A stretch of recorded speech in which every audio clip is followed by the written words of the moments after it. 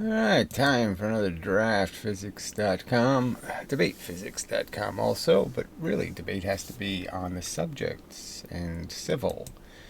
And, it has to be some sort of logical rules. So anyway, I am proposing an argument. And so this video I'll get to the argument first, and then I will provide some more context at the end of the video. In terms of people's responses and how they paraphrase and all that crap, which, just ruins the whole idea of a simple argument. So I have contended that 1/2 mv squared, a formulation first used in 1670 or so, and re-emphasized, dug up, because it failed, its first rendition, its first attempt to be accepted as a physical argument of the truth.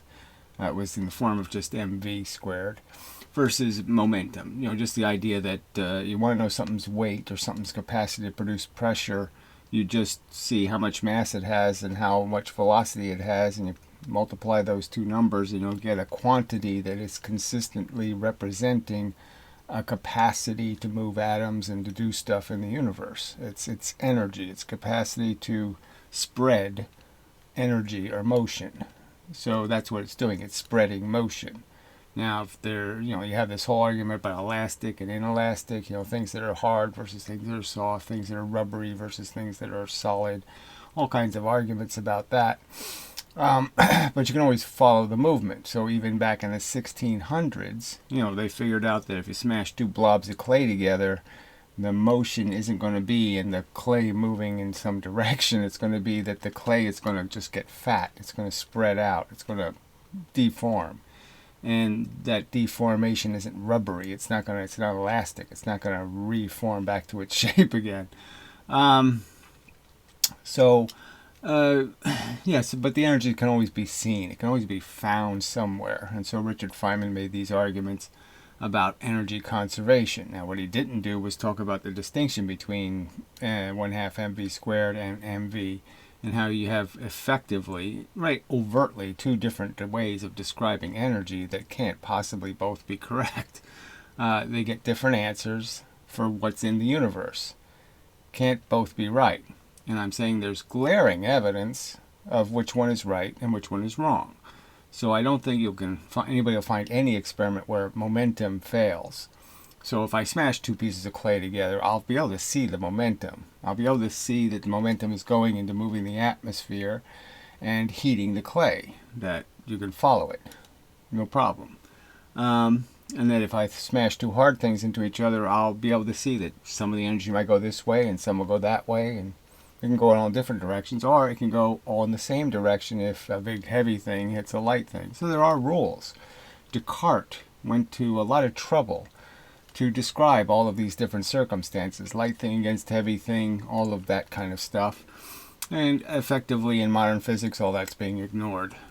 Okay, because they're just going to try to simplify it, and they really avoid just doing these simple experiments. So, okay, I've pointed out that a lever proves 1/2 mv squared is absolute nonsense, because a lever becomes a free energy device and we would never need to use gasoline and oil or any of that stuff ever again. This we can make perpetual motion and a machine that actually just makes free energy perpetually. Because the simple truth is I can put 100 joules of energy in and I can get 200 joules out. I can put 50 in and get 100 out. I can actually put 20 in and get 200 out. All I have to do is keep moving a lighter mass further and further out on the lever, because the lever basically points out that I can put two equal things, two unequal things, the two mass and one mass on a lever, and they'll balance, and they'll also perfectly oscillate, indicating that it's the same energy going into gravity, same energy coming back out again, creating the two effects. And the two effects are the two mass will move a small distance in the same time that a one mass will move a large distance, meaning by 1/2 mv squared velocity, that this has twice as much energy. Now clearly this means, there's often people use examples of two inverse relationship masses. So that's what I've done here, 2 to 1, 1 to 2. So this is the same as a 10-ton train going 5 miles an hour and a 5-ton train going 10 miles an hour. The kinetic energy formula, 1/2 mv squared, says the 5-ton train going 10 miles an hour has twice as much energy, some sort of real power, than the 10-ton train going 5 miles an hour. Momentum says they're exactly the same. So momentum says they should balance. Momentum says they should oscillate. And kinetic energy says exactly the opposite, okay, and says it should effectively be impossible for the 10-ton train to come into the lever here and produce a 5-ton train going 10 miles an hour here. But it's exactly what it does. So it's free energy. Every time you drop a heavy object onto a lever or a scale, you can produce, okay, more and more and more energy. And so all the way to the bullet example, where, you know, the gun gets 1 joule of energy as a recoil, and the bullet has 1,000 joules, because it's 1,000 to 1 relationship between the masses. And that's the theory. The theory is that somehow the bullet has 1,000 times the energy of the gun. So it violates Newton's laws. They say those laws mean something, but it violates them overtly. So I've already made this argument. Nobody's countered it. Okay, there's no counter argument because it's the truth. It's exactly what happens. A lever is a free energy device by 1/2 mv squared. Obviously, it isn't, because we don't have the free energy. So if it was that easy, we'd all have one. So it fails. Then this pressure argument's really just so obvious. I can have a pressurized vessel, and I can have pistons, cylinders, the same size. And the idea is that I can move 2 cylinders, 2 walls on a compressor. I could move them at 5 miles an hour, okay, and the 2 walls, or I can move in 1 wall at 10 miles an hour. I will compress the space exactly the same amount. I'll create exactly the same air pressure or fluid pressure. There can't be any differences at all. There won't be any differences second per second, just like the lever. There'll be exactly the same movement of the lever, whether there's a 2 mass and a 2 mass, or whether there's a 2 mass and a 1 mass. The lever will move exactly the same. So it's exactly showing you again they have to be equal. They can't be unequal. They're completely equal circumstances. And if I made a device that has the 2 pistons coming in here and the 1 piston at the other side, and I fill this with a fluid, the fact is I can take 50 joules here and 50 joules here, and I can make 200 joules here. I can take a 10-ton, okay, twice as much mass, moving half the velocity, and I can create something moving twice the speed that has half the mass and it has twice as much energy. I can make free energy. I can just tie these things together. I can make a perpetual motion machine and create free energy. The theory doesn't work. It fails logical tests. It fails these physical tests. It fails to pass a test essential to it being reasonably believed. This is decisive evidence proving, the person you're accusing in the trial couldn't have done the crime because he was in another country.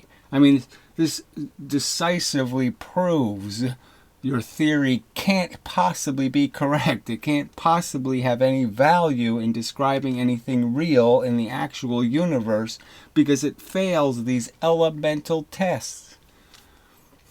And so there hasn't been, and of course there won't be, any rational way to get away from these simple experiments because they're so simple, and there's no way you can argue. There's no place you can say where did the extra energy come from? Why does it work out this way? How could it possibly be true? Why wouldn't anybody exploit this capacity to make free energy if it was true? So it's clearly not true. Momentum was always right. Let's understand they slandered Newton by attempting to say that somehow this mv squared stuff, F equals ma, was Newton's idea. Or that the silly work equation that says work equals force times distance was Newton's idea. It's not Newton's idea. It's not Newton's physics. Okay, Galileo, Descartes, and Newton all knew that it's about how much time you're in a force, not how far something travels in friction. So, this is a big fat fail for physics, It's, if it gets these elemental, fundamental things wrong, this is like creating antiparticles that don't really exist. This is like creating dark matter when it doesn't really exist. This is just creating fake mechanical systems that don't really exist, using them as foundation elements and then putting them in all of your other physics and just making it all a lie. 1/2 mv squared doesn't describe reality. And I would argue, lots of other stuff don't either, like wave theory for photons. This doesn't work. It can't pass simple tests that declare it unviable, can't be the truth, doesn't describe reality. And I shouldn't have to keep arguing this, and I shouldn't be insulted and all this other crap, because this is decisive evidence and nobody's going to change how perfect this proof is. It's perfect genetic code evidence. It goes right to the facts. It points right at them that this can't be the truth because it fails a simple test that says, well, if it were true, we'd all have free energy, and we don't have it. So it obviously can't be true. All right. So on to the context. So there was a little clip, where the old farts were talking about some other wacky person who's a free energy nut. So these people are all, it looks like they're all like Christians and free energy nuts. So I don't know. But anyway, we'll go to the video from the Nick of Time video. The John Chappelle Kook Society, frankly. But anyway, at least they're talking physics, which is good. Somebody's doing it. Alright, so in this video they're talking about some nuts theory of energy where he's just making big M's and little m's in the same formulas and pretending that it's a different formula. And I don't know, capital M versus little m, capital V versus little v, and somehow he's fixed the problem. Complete nonsense. Anyway, and so all these old farts seem to be big fans of kinetic energy. Again, some of them seem to be obsessed with or are interested in some sort of defying inertia kind of physics, that somehow there is free energy. I mean, they really think you can just like I said, they're such easy to access energy in the sense we already know where a bunch of energy is. You smash the atoms, you do these different things, and they're just kind of messy, unfortunately. But even gravity, I mean, it's this stream, and we have figured out to some extent using tidal mechanisms and other mechanisms, even wind, that's what gravity's creating. Okay, gravity's a constant force. It's pushing water down mountains. Hydroelectric really isn't about water. It's about gravity. And stealing free energy essentially from it. Okay, but it's free in the sense that there's a stream that we can tap. We can stick a water wheel in it. But you're not going to get any freer than that. Okay, so anyway, you're not going to break momentum. And these people really think you are. It's a really bad argument. It's really bad physics. It's really bad logic. And I've demonstrated it and proved it, and it should be a conversation that's done. We should finish it because I have the argument to finish it. I have the evidence to present to prove it can't possibly be the truth. So anyway, Franklin shows up and does this. Yeah, Ian, I want... Oh, well, I might have to make sure the volume is correct. So this volume goes up and this volume goes down. All right, sorry, a little technical bullshit. Blah, blah, blah, blah, blah. I asked you, so you mentioned the difference between MV and say 1/2 MV squared. So 1/2 MV squared is the kinetic energy formula, and MV is the momentum formula. Now, if you're familiar with draft science, he has this gigantic thing where he's saying that 1/2 MV squared isn't real, I guess. I mean, why is he even saying that? I guess. He's going to call it, I'm ranting about it. Yes, I've shoved it in his face deliberately a few times now, attempting to get him to be interested in the subject. And he's saying, I guess he thinks it's bullshit. Yeah, its invention is bullshit. If you look into the history, you'll see it was just invented. Some guy showed up one day and said, oh no, it's not momentum, it's mv squared. Because of, gravity requiring you to go 4 times higher to get twice the velocity. And that's the only reason why it exists. And yes, he had no experimental evidence. He did nothing. He just said, let's do it this way instead. There was no rational argument, and it was in the face of Newton. The guy published 1 year before Newton published. Okay, completely deliberate, right? Because everybody knew Newton was going to publish, and he just did it so he could try to bust Newton's bubble. It's the same guy accused of stealing Newton's calculus. I mean, the whole story is dirty. It stinks. It smells. That's the history of this crap. So yeah, I think it's absolute crap. It's dark matter. It's just a silly idea some jerk had, and everybody, for some dopey reason, said, yeah, let's fall for that silly excuse. Oh yeah, it's matter that isn't affected by anything, except it makes gravity. It does the one thing we need, and it doesn't do any of the things obligated for it to be obligated to do, because it's actually some sort of physical thing creating gravity. So it can make gravity, but it doesn't have to have mass. I mean, it's obnoxious to logic and reason for him to show up with no physical evidence and claim something to be true. And then everybody fell for it. Does that have to do with this discussion? So I didn't get Yeah, that's the whole discussion is you have two theories of energy. They're not compatible. They don't get similar answers. There's no way to conserve both. The whole thing breaks. All of Newton's laws are broken. Okay, if you accept the existence of both of these things, it breaks physics, it breaks logic, it breaks anything that could make any sense. It breaks all the connections, it just makes a mess. It's stupid. It's plainly stupid. It isn't intelligent, logical, sensible. It's stupid. Wave-particle duality. It's stupid. you said there, Franklin, some science, craft science. Graph science. His name's Gary, and one of his main rants is that he's trying. So his main rant. So yes, yeah, you're going to make a really persuasive argument saying that. So bravo, shithead. Yeah, God. No, you should make a logical argument. To disprove the kinetic energy formula? Yeah, I think you might have referred some of that to us some time ago. Well, yeah, he might have. I don't know. Did he? Oh, did you pay any attention? Did you make a counter argument of any kind? Did you do anything? Oh, no, you didn't. So, I mean, what's the point, right? I mean, what's the point? You argue something for 2 fucking years, all right? You make some effort to get somebody to actually make a rational counter argument to a pretty simple piece of evidence, and they just won't do it.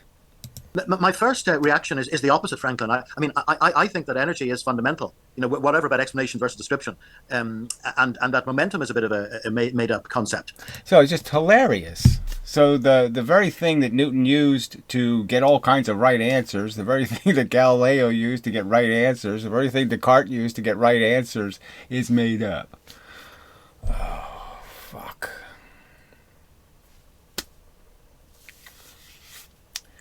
And a velocity, squaring a velocity makes sense to this guy.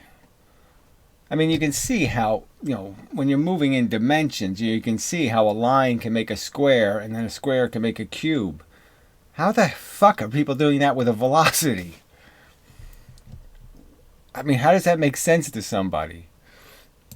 You see, if you just take a very simple example of like a small mass traveling at a particular speed and a large mass traveling at a particular speed, and then they collide, and then you take the sum of the masses and you work out what the speed or what the velocity of the combined mass would be. Obviously, the bigger mass will have a bigger effect. It might be going in the direction that the bigger mass was going in, but you can calculate. Yeah, you can calculate, but what you can do is understand that that's the trick of velocity.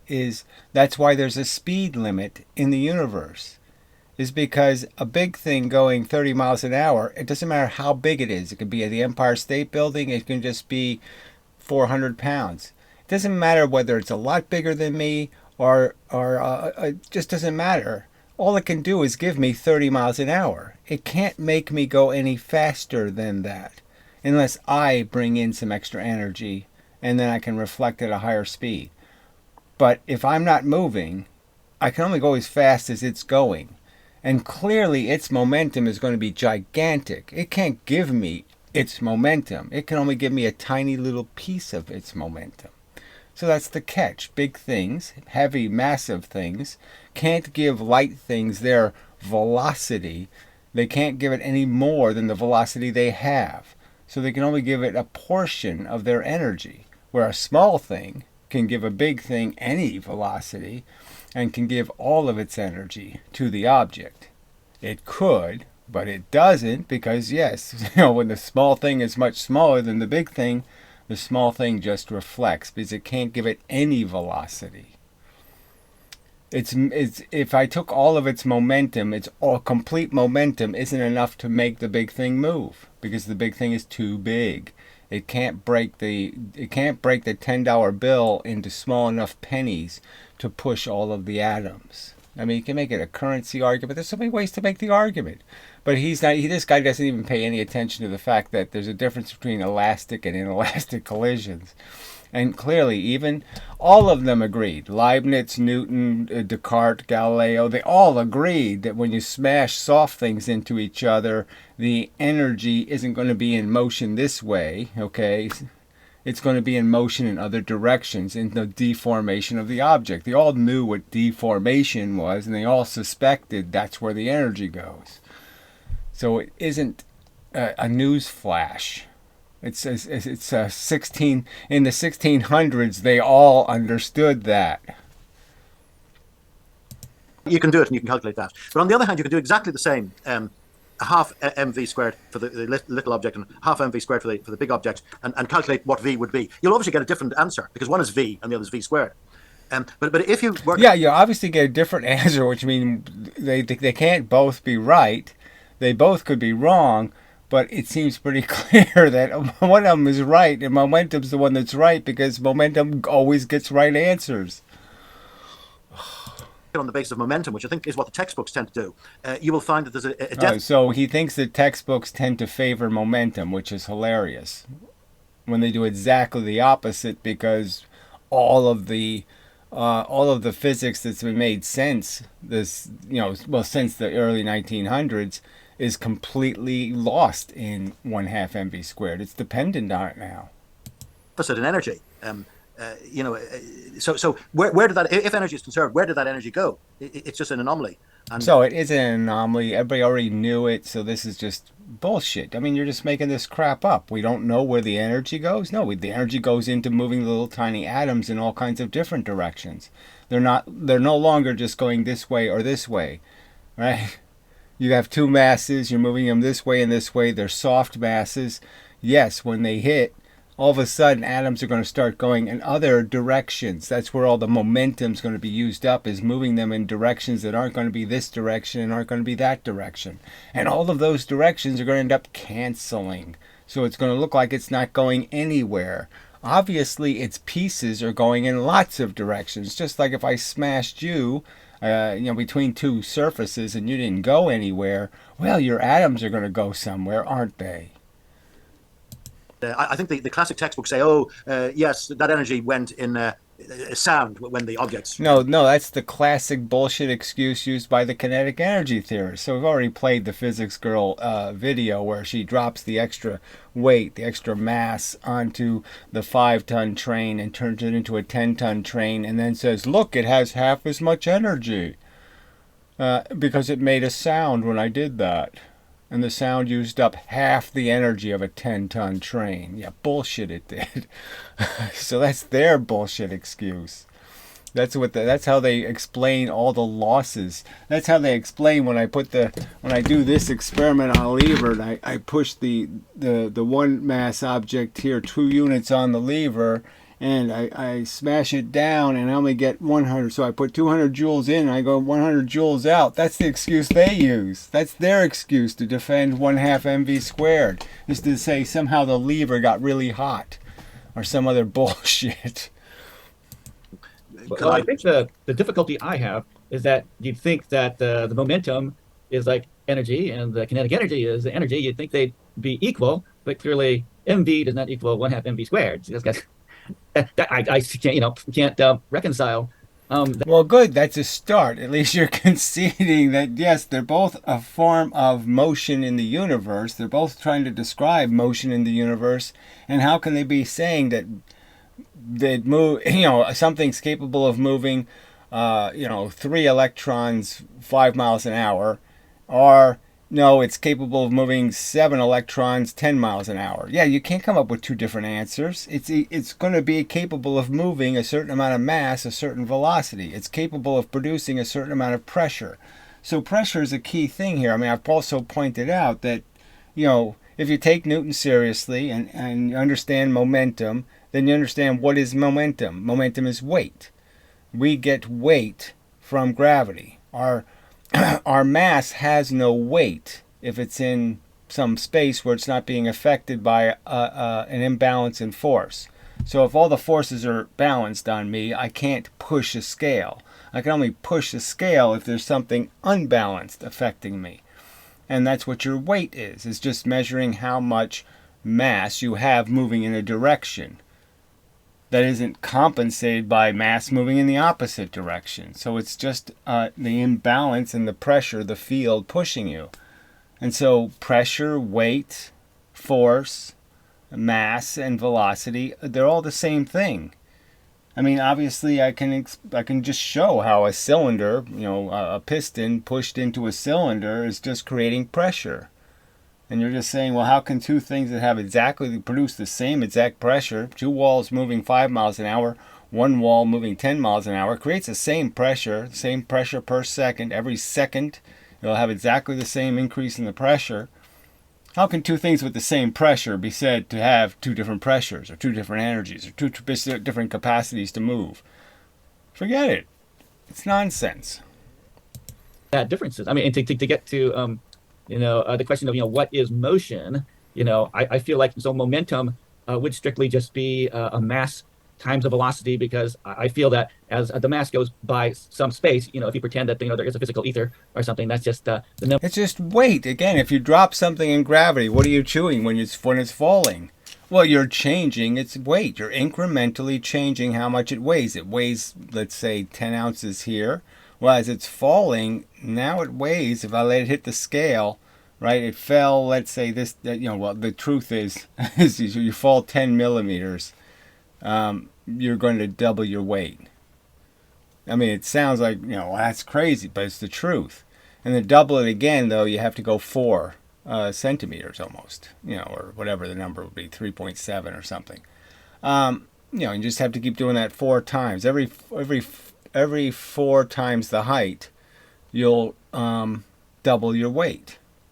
And so you could argue that you can make arguments about what gravity's doing. But the point is that something's falling, at each place it's gaining more and more weight. Okay, its mass isn't changing, it's gaining weight. And what is weight? Weight is collecting force in a direction that doesn't have any compensating force. Your weight is the imbalance you happen to be in. Okay, and how much of that force has had time to stick to you? How much rain have you collected? This is well, anyway, I've made these arguments over and over, and they're decisive, and it's just insipid that people say they're reasonable, intelligent, and honest, and they can't concede that yes, this is a real subject. Number of those particles that particular mass is going by. So that so that would kind of motivate, why is it's just mv and not 1/2 mv squared, I suppose. And I did some because I didn't personally believe the conservation of momentum myself, that if you have something that's going in a circle and you reduce the radius by just half, that actually the speed increases like 4 times. Yeah, well, you have to understand that that's the diameter that you're running at decreases by that proportion. Well, 3.1. That's how circles work, right? I mean, circles aren't. What was the comparison to? But yes, you make the circles, as you change the radius, the area gets gigantic. So you double the diameter, it's 4 times more circumference. So obviously something speed on the outside of the wheel versus something speed on the inside of the wheel are going to have a very different relationship. So if you move something from one position to another position, it's moving the same real velocity. It's just obviously going to make more rotations in the same amount of time, because frankly, it doesn't have any other choice. It's going the same velocity. You're just putting it on a smaller track. I mean, if I have a car that goes 200 miles an hour, and that's all it does, it goes 200 miles an hour, I can put it on a small track, and it'll go 10 rotations per second. And if I can put it on a big track, it'll do 1 rotation per second. That's pretty intuitive, frankly. Just seems absurd, but in fact, it happens, right? But that's trying to conserve, like, if you think of it being the number of particles a particular mass has to go by, if that has to remain the same, then changing the distance by that much tells you that. Yes, it's a distance. It's a real thing in space. Space has real distances in it. If you move something from out here on a circle and you put it on here in a circle and it's going the same 200 miles an hour, then obviously that piece of mass is going to make more rotations, blah, blah, blah. But anyway, shouldn't get into the angular momentum. It just complicates the subject. Angular momentum is exactly the same. It's just figuring out how many atoms does it pass? How many trees does it pass per second? Whatever you're measuring distance by measuring. But it's obviously the velocity is the amount of distance. And even though the distances are curving more at the smaller radius, it doesn't change the obligation to pass the trees. The real trees of real millimeters, real centimeters, real distance. So anyway. You have to increase the speed by that much to keep the same number of particles going by. I don't know, but that's sort of my rant. Dennis. All right, so whatever. Probably just not a great idea to call everything a rant and all this other crap. They're real subjects. They haven't been addressed. They haven't been resolved. The points being made haven't been answered. There's real evidence on the evidence trial table. And we're all sitting here playing lawyer. And it just seems absolute nonsense that somebody shows that the gun's made out of wax and it can't fire bullets. I mean, it's pretty decisive evidence that shouldn't be on the evidence table then, because obviously that gun couldn't kill anyone. It's made out of bubble gum or something. It's a toy. You can't do it. And if the honest lawyers should all be interested in the truth, and they should quit doing this, just defend the crap because they believe, unfortunately, there's all these, these little Christian symbols in these rooms often that are very, it's kind of disturbing, frankly. Christian Science. Yeah, I really, really don't trust that. All right, but anyway. So, that's the video. And, fuck. Yeah, that's all I can say. This should not have been the problem. I mean, it really shouldn't have been the problem that I can't get you to pay attention even when I find a very good piece of evidence. You still won't pay any attention? I mean, that shouldn't be the problem. People interested in the truth should be very interested in what's on the evidence table. And apparently they're not.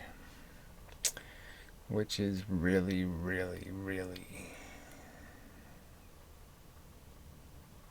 irritating. Yeah, that's what I'll call it. just takes all the fun out of doing anything. If the other side isn't going to care what the truth is, I mean, what's the point of the whole... There's no point in singing the song if the other person doesn't care that it sounds good. Yuck. Anyway, till the next time, and such and so forth. This has been a draftphysics.com, debatephysics.com also. But people can't stay on the subject. And that's just tragic.